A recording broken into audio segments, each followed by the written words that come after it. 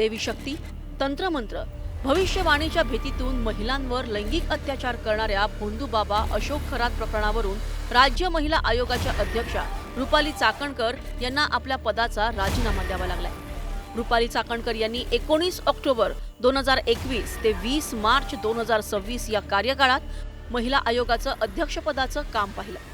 राज्य महिला आयोगाच्या अध्यक्षपदाचा रुपाली चाकणकरांनी राजीनामा दिला असला तरी त्यांची कारकीर्द वादाच्या भोवऱ्यात अडकण्याची चिन्ह आहे। 2010 ते 2015 या आर्थिक वर्षात राज्य महिला आयोगाला प्रशासकीय खर्च आणि तक्रार निवारणीसाठी 2 ते 5 कोटी रुपयांची तरतूद करण्यात आली। तर 2016 ते 2019 या वर्षात डिजिटल प्लॅटफॉर्म आणि प्रज्वला सारख्या उपक्रमासाठी 5 ते 10 कोटींचा निधी देण्यात आला। रुपाली चाकणकर यांची महिला आयोगाच्या अध्यक्षपदी नियुक्ती झाल्यानंतर महिला आयोगाच्या निधीत वाढ झाली।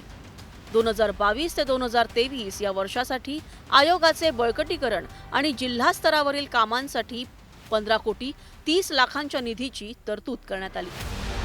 2023 ते 2024 या वर्षात महिलांसाठी पायाभूत सुविधा आणि महिला सुरक्षा मोहिमेसाठी 18 कोटी 50 लाखांचा निधी देण्यात आला। तर 2024-2025 या वर्षासाठी शक्ती कायद्याची अंमलबजावणी आणि समुपदेशन केंद्रासाठी निधी देण्यात आला। 23-24 काहीतरी तो 20 कोटी झालाय असं ऐकलंय। आता 20 कोटी पर इयर याचा अर्थ असा की 1.5 कोटी पर मंथ। इतक्या काही आमूलाग्र कामामध्ये बदल दिसता म्हणजे आम्हाला दिसतो, म्हणजे लक्षणीय असा काही बदल झालेला नाही। कुठलाही नवीन प्रोजेक्ट घेतलेला नाही। आम्ही सुनावण्या करायचो, प्रत्येक गावात जायचो, तसंच ते जातात।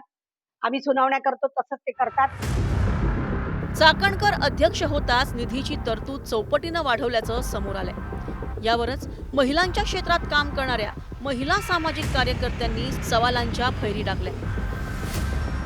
2022 पासून कुठल्या जिल्ह्यामध्ये राज्य महिला आयोगाचं कार्यालय उघडलं? राज्य महिला आयोगानं कुठल्या पायाभूत सुविधा उभारल्या? महिला सुरक्षेसंदर्भात कोणते नवीन उपक्रम राबवले? शक्ती कायद्यासंदर्भात किती जिल्ह्यांमध्ये जनजागृती केली? किती महिला समुपदेशन केंद्र नव्यानं उभारले? असा सवाल सामाजिक कार्यकर्त्यांनी केलाय। अशोक खरातच्या शिवनिका ट्रस्टवर रुपाली चाकणकर विश्वस्त होत्या। रुपाली चाकणकर यांच्यासह शिवनिका संस्थांच्या आजी माजी ट्रस्टींना समन्स बजावण्यात आलं। मात्र रुपाली चाकणकर आज SIT चौकशीसाठी हजर राहणार नसल्याची माहिती समोर आली आहे। पुणे नाशिक हा प्रवास झेपत नाही हे जर त्या म्हणत असतील तर ते तद्दन ढोंग आहे। आणि मग जर प्रवास झेपत नव्हता आणि नाही आहे तर त्या नाशिक जिल्ह्यातल्या सिन्नर तालुक्यातल्या शिवनिका संस्थांच्या विश्वस्त का बरं झाल्या? मग विश्वस्त होऊन त्या काय काम करत होत्या बरं?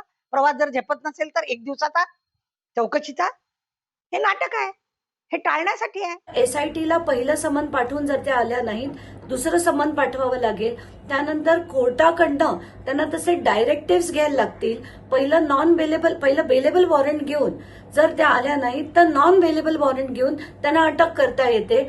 अशा सगळे जे प्रावधान आहेत कायद्यात, आता बघू त्यांना कधी बुद्धी येते आणि कधी त्यांना प्रकाश पडून ते SIT पुढे जात आहेत। भोंदू अशोक खरातच्या कारनाम्यांमुळे रुपाली चाकणकर चांगल्याच अडचणीत आल्यात। आता त्यांच्या काळातील महिला आयोगांचं बजेट आणि खर्चावरही सवाल उपस्थित केले जात आहेत। Bureau report, news 18 Marathi.